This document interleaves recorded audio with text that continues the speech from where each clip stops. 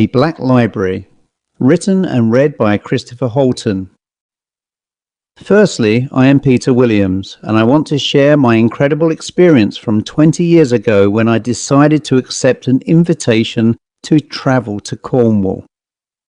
On a hot August day in 1930, I travelled down on the GWR line from London to spend a week at my Uncle Henry's 20,000-acre estate at Trevan Hall in Cornwall. The journey was rather hot and stuffy, necessitating the carriage windows to be pulled down to allow cooling air into my compartment.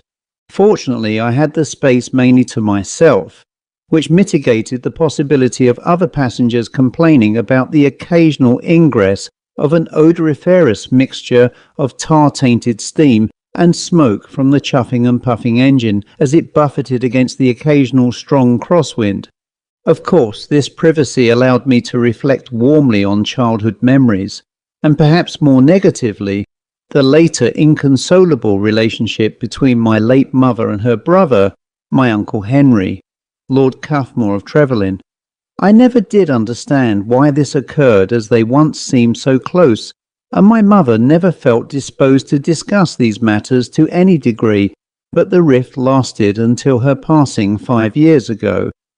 I felt that now my uncle wanted to clear the air by inviting me back to reconcile past differences. As I arrived at Camborne, a small rural railway halt consisting of a single platform and a wooden brick and tile shelter, I was greeted by John Atkinson, my uncle's butler and confidant, who stepped out from a cloud of gushing steam as the engine breathed a weary sigh as it rested at the platform. Atkinson was a tallish fellow aged around 50 with a strong military bearing. He sadly walked with a slight limp, apparently due to shrapnel wounds received during his military service in World War I. He was of medium build and smartly dressed in a long-tailed navy blue pinstripe suit, resplendent over a white clerical collared shirt and a dark grey Windsor knotted tie. By his bearing and confidence, I could see that Atkinson had adapted well to this disability, and he came over and shook my hand excitedly. "Glad to see you again, sir," he gushed. "The last time we met, you were barely 9 years old. Now look at you, the epitome of a fine country gentleman, I should say." Spotting a large Louis Vuitton steamer trunk being brought from the guard's van by 2 train staff, he instructed them to place it in the boot of a waiting Rolls-Royce saloon, which the chauffeur opened for them. Once placed inside, Atkinson closed the boot and tipped them before they gratefully doffed their hats and quickly returned to the departing train as it slowly pulled away to complete its ponderous journey at Penzance. Putting his hand on my shoulder, he ushered me to the waiting car, where I met the driver, who introduced himself as Wilkins. He was a trim, middle-aged man smartly dressed in a grey chauffeur's uniform, which consisted of a peaked hat, a double-breasted and button-collared jacket, jodhpur trousers and shiny leather riding boots. He opened the rear door and smiled, giving me an acknowledging salute as I clambered inside. Atkinson followed me before Wilkins closed the door and took us on to the estate where my uncle was waiting. During the journey, Atkinson mentioned that Lord Cuffmore was as excited as himself at my coming home, as he put it, and had matters to discuss once I was settled and unpacked in my room. Looking forward to meeting my uncle again, I sat back and relaxed as we weaved through a winding country lane bordered by acres of wheat fields and grazing meadows populated by sheep before eventually arriving at the house's main entrance some 10 minutes later. My uncle built the 20-bedroom palatial property some 20-odd years ago. On the surface it appeared late Georgian, but it was fitted with all modern amenities and constructed using modern steel girders sheathed with Portland stone. The girders held up a massive rotunda as a central focal point, whilst in front huge Doric columns supported a sheltering portico that allowed vehicles to stop and park, while protecting passengers from the vagaries of English weather. After leaving the car, staff removed my case and moved it to a bedroom which had been prepared for me, while Atkinson escorted me to the rotunda, a massive library housing the fabled Cuffmore collection. As a child, I was never allowed into the library, and now I probably could understand why. Uncle had used his vast inherited wealth to amass a collection of rare books and manuscripts that would challenge any serious major collection. He had everything from ancient Egyptian papyrus to Shakespearean folios, and the entire collection was wonderfully indexed and catalogued on many divergent subjects. Within this vast space, they were ranked in their hundreds. I was quite breathless. As someone who loves ancient texts, this was akin to a Viking warrior of old entering Valhalla. My excitement was palpable, and smiling with nodding approval, Atkinson informed me that his lordship knew I would appreciate this collection, and he insisted that I be shown first before being received in the lounge.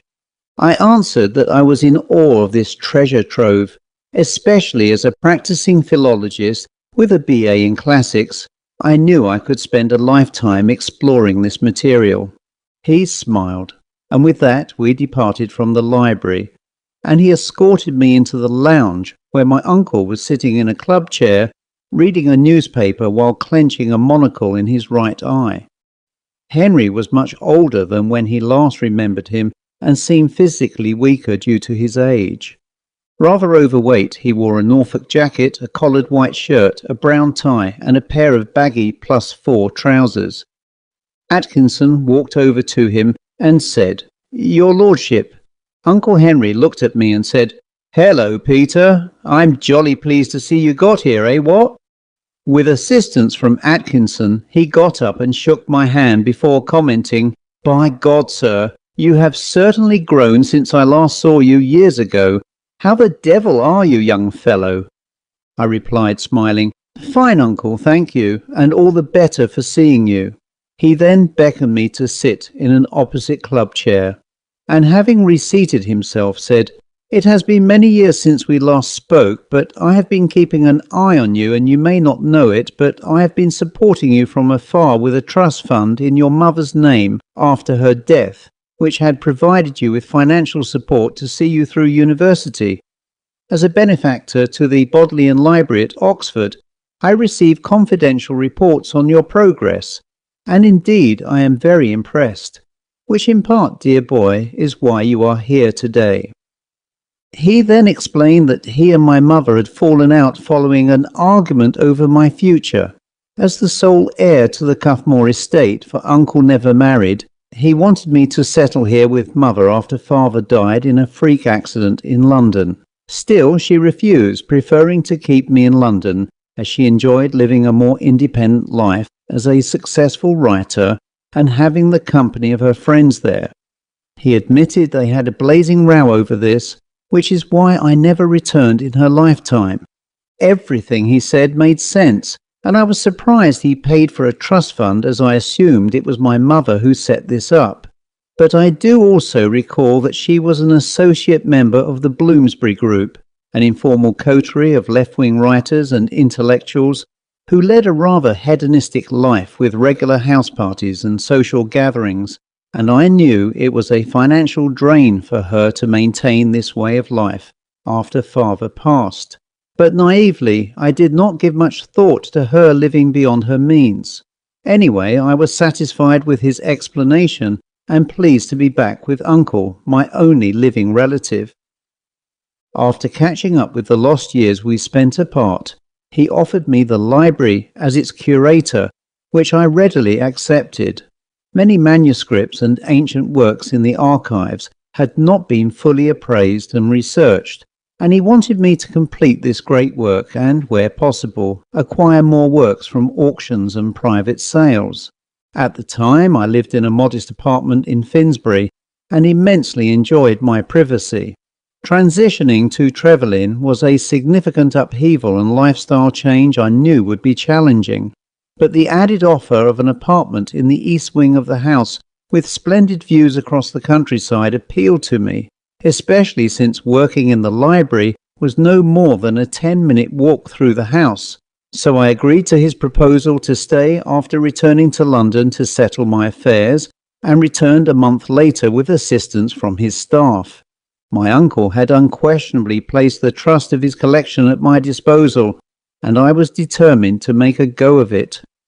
With his permission, I engaged 5 recent graduates from Oxford and Cambridge as researchers and archivists working under my direct control. Surprisingly, I rarely met Uncle on my rounds, as the house was undeniably huge, with at least 100 staff members employed within the estate. Despite being in his early 80s, he was forever holding business meetings or facilitating academic researchers' use of the library's facilities. He owned or had interests in many companies ranging from banking to agriculture. He may have been physically infirm, but his mental acuity was as sharp as ever. This was the state of affairs for a few months until some odd things happened to me. At first, I thought I had heard a voice whispering in my ear at quiet moments, but I largely ignored this due to the human activity around me. Later, I thought I saw grey shadows cast on walls in the library or within the apartment, but I assumed this was my eyes playing up as I spent much time engrossed in reading or translating ancient text. This state of affairs continued for some months, when one night, while working alone in the library, I saw what I recognized as the figure of my late mother in a weak semi-translucent form which disappeared in the wink of my eye. She also appeared more visibly one morning as I awoke in my curtain-drawn bedroom, which was partially illuminated by light shining weakly through chinks in the curtaining. She looked sad, but appeared to briefly smile before fading away. I was again touched by her presence, which surprisingly did not disconcert me. I mused whether she was the source of the other anomalies that I had experienced, and although still in a tired state, I felt from her sadness that she was trying to tell me something was amiss. However, I tried logically to distance myself from these thoughts, which I felt were a byproduct of my tired imagination and the fact that I missed her greatly. After showering, dressing and eating breakfast, I returned to work in the library and continued the rest of the day without incident. This was the state of affairs for a few weeks. Nothing at all happened. But one late evening around 10 p.m, I thought my eyes were playing up when I saw what I thought was a bearded elderly man dressed in 16th century attire walk into the bookcase wall of the rotunda and disappear entirely from view. That was strange, to say the least. I immediately went to where he disappeared, thinking there might be a secret doorway, but there was nothing that I could find in the way of hidden catches or switches. Until that moment, I was skeptical about seeing my mother as a ghost. Having seen this fellow, I was now a believer simply because there was no logical alternative explanation. But I knew others would think I had lost my mind or was working with too much stress caused by my responsibilities, so I decided to say nothing. However, a picture was slowly emerging. I met my uncle weekly in the library to update him on progress reports, and he was affable as always with his warm, ruddy smile and thin-lipped moustache. Out of curiosity, I asked on such a visit whether he knew much about the site's history that the house was built on, as a nearby beautifully maintained knot garden surrounded by old red brick walls predated the current buildings. He smiled and said, "Well, yes, a small Elizabethan mansion existed here, built by an adherent of the teachings of John Dee, the alchemist who visited here often. I bought and demolished that house as it was beyond economic repair, and this present structure encompasses its foundations." It was claimed that Dee's library was stolen from his home in Mortlake, Surrey, before 1589, when he returned from Europe. Still, legend says it was brought here for safety, and the theft was merely a ruse to prevent his enemies from committing the crime. They say the collection held archaic books of great mystical power, including works from the lost Library of Babylon. But all that, unfortunately, is rumour, as I found no such works when I acquired the property. Can you imagine the knowledge that these books would have contained? Oh, Peter, we can all dream, eh? He smiled. I replied by adding, I have to say that having already perused a considerable number of ancient texts in this library, I found nothing pertaining to John Dee other than a copy of his mainstream 1570 work, Mathematical Preface to Henry Billingsley's English translation of Euclid's Elements. Thanking my uncle for the story, I paused to think of the historical significance that these ancient tomes once had. Little did I realize then how Dee's influence may have waned, but it had not gone away. My first inkling of suspicion was how coincidental it was that my uncle, a world-renowned collector of ancient books and manuscripts, should buy an empty, decrepit mansion that once may have contained a vast library of priceless books owned by one of history's notorious alchemists, John Dee, and that he would also incur the extra expense of demolishing the property when he could easily have built his house and estate on virgin land elsewhere. Dee's library, incidentally, was a regarded learning centre outside the universities, and it became the greatest in England and attracted many scholars. In fact, for its time, it was similar to my uncle's collection, but without these lost esoteric works. I decided to keep my suspicions to myself, and instead try to flesh out more background by speaking with Atkinson, his butler. That opportunity came the following day when he walked into the library while I translated some text from a recently acquired 9th century classical Hebrew parchment. Always smiling, he said, "Have some mail for you, sir, that arrived this morning," as he placed some letters from post-stamped academia on my desk. I thanked him and asked whether he was here when the Elizabethan property was purchased. He replied, "Indeed, sir, I was a personal valet then to his lordship and came over with him when he first arrived to inspect the house and estate. From memory, the previous owner, a retired priest, had recently died, and the house was structurally in a jolly mess, as it hadn't been maintained for years. I hoped he would have restored it, but as he explained then, he wanted to build a house with a vast library to house his collection, scattered across several properties he had owned, and felt this was the place to do it. Oddly enough, the house had its own library, but I never got to inspect it. I understand there weren't any books, and I can only assume the previous owner might have sold them as the house was still furnished. Why do you ask, sir?" "Oh, nothing really. Uncle Henry and I chatted about it earlier, and I was simply curious about the old house." He replied informatively, "Well, sir, where we are in the library was where part of the previous house stood. The old library was very much centred somewhere in this rotunda." After some small talk, he left after saying, "Your uncle is delighted with your work here. All credit to you, sir. You know where to find me if you need further advice or assistance." And with that, he was gone. I then visited the map room in the West Wing, where I found a plan for the current property. I also found a cartographer's map prepared for the estate, which showed the original outline of the Elizabethan house, which had been meticulously measured and grid-marked, which allowed me to rescale the old house onto the current plan. And there I found an anomaly. From where the original library stood, there was an entrance to where that ghostly figure entered. Behind that bookcase was an empty cavity marked as a storeroom. I deduced that there was a hidden doorway from the bookcase into that room. Later that night, after all the others had gone to sleep, I went back into the library, armed with a torch, to see whether I could find the entrance. Uncle must have known this, so I decided not to share my discovery or suspicions with anyone. The one place I had not searched was the books themselves, which were late edition books that were not worthy of research and were unlikely to have been removed by any researcher. At first I pulled a few books out and returned them to the shelves, but without making any discovery. So instead I read the spines to see whether they would elicit a clue. Sure enough, after a few minutes I found an autobiography by John Dee. I knew Dee had never written such a work, so I pulled it from the top of the spine.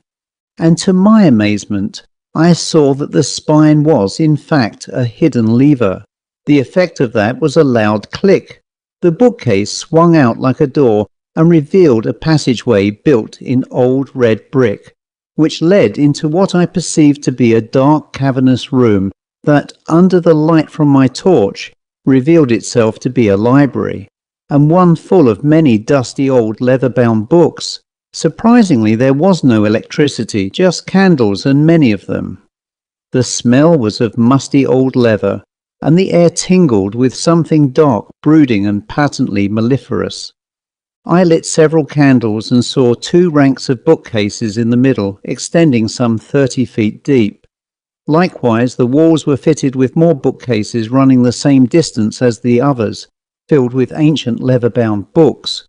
I saw many of the book spines printed in gold block lettering in Latin, with others printed in Old French, German, and Greek.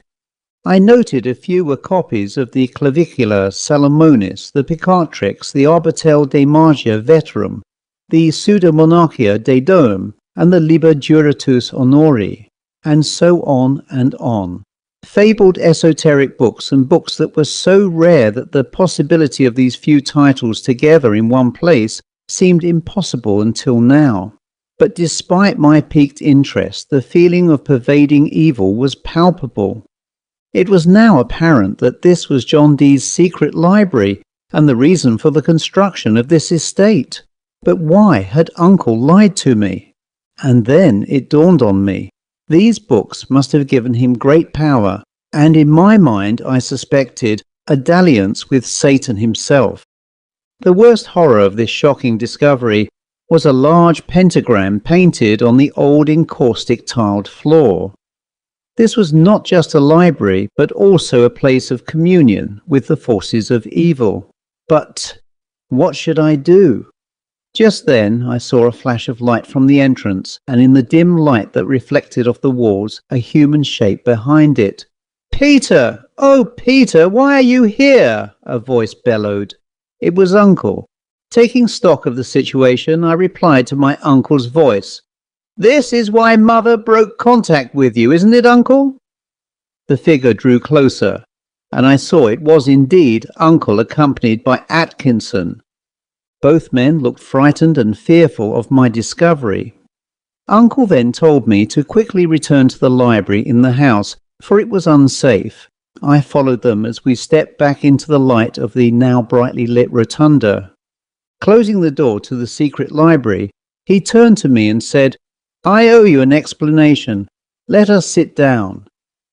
Both men were wearing dressing gowns and appeared very tired and somewhat apprehensive about my reaction. They took to a reader's desk and sat down, and Uncle ushered me to follow suit, which I did. To put it bluntly, I was angry and terrified of the secret library at the same time, and wanted an explanation. Pulling a pipe from his dressing gown pocket, he lit it with a match and inhaled the smoke before momentarily pausing to continue. "I wanted to tell you about this from the beginning, but as I can now see by your face, I was wrong not to tell you." He cleared his throat and continued. "Yes, I bought the old estate because of the library. The previous owner was indeed a priest of sorts, as he worshipped the forces of darkness and not God. I was truthful when I told you about Dee's library, but I was misleading you with the facts surrounding it. I am not a worshipper of evil, but a collector who believes these ancient books should be preserved for good or bad." He stopped, looked around the room and continued. "The collection is priceless, but as you can appreciate, I could not integrate these books with the rest of the collection, so I decided to incorporate this part of the original house with secret access being added. But..." He paused.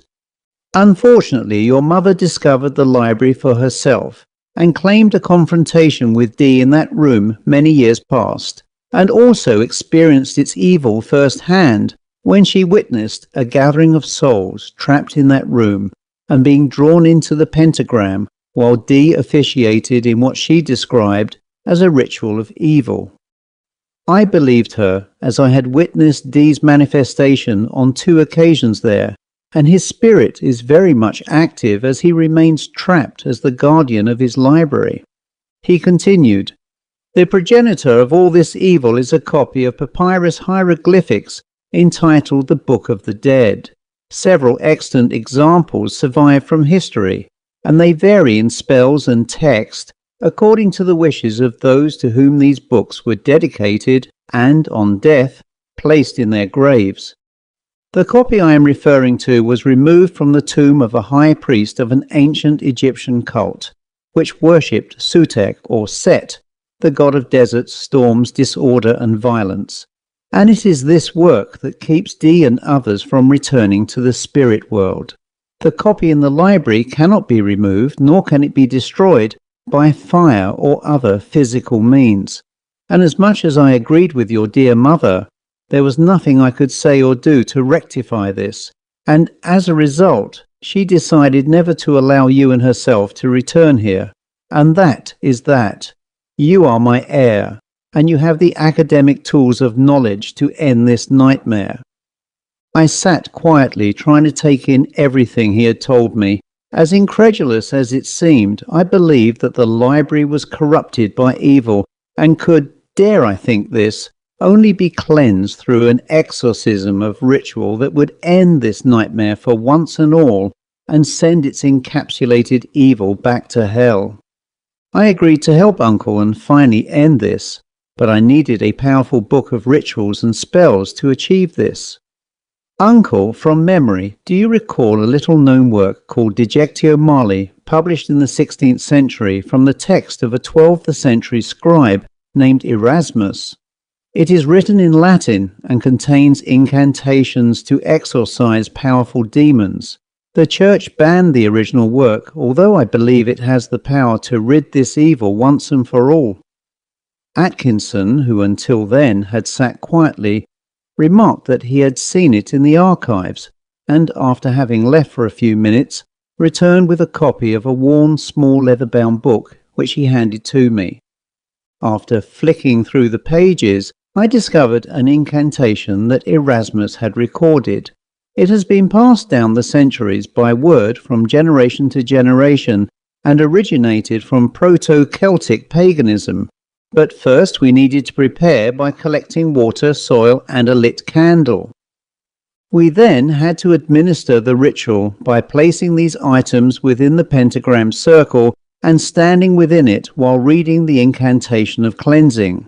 We did as instructed, and within the circle we could feel a heightening tension of what is best described as malevolent evil moving quickly around us. Without haste, I read an incantation that started as thus and continued for some minutes. Impero tibi diis ignis venti eris et accuse et terse et intra quorum divina sapientia et potestas. As I read, the room started to swirl around us physically. Like a cyclone, I saw grey, misty human forms swirling around us and gathering speed like water passing down a drain. Although we could feel this energy, the candle flame at our feet did not flicker. It was surprisingly silent, as I expected more, but after reading this incantation, it all suddenly stopped. The library and its contents remained, except for this feeling of evil and the now cremated Book of the Dead, which was reduced to ash and lay in a pile of a neighbouring aisle. The library was cleansed, and its now purified contents were removed to the rotunda, where they were registered under the esoteric section. From this moment onwards, I no longer saw the shade of my mother or that of Dee. Peace had finally been restored. My uncle lived on for a few more years before I inherited the estate and title and became Lord Cuthmore of Trevan. But I wanted no more of this tainted estate and later sold it to a business conglomerate for medical research. When I moved back to London, the library was donated to the Bodleian Library in its entirety. There I lived in a less spacious property with Atkinson, who served as my butler until his death in 1946. The end.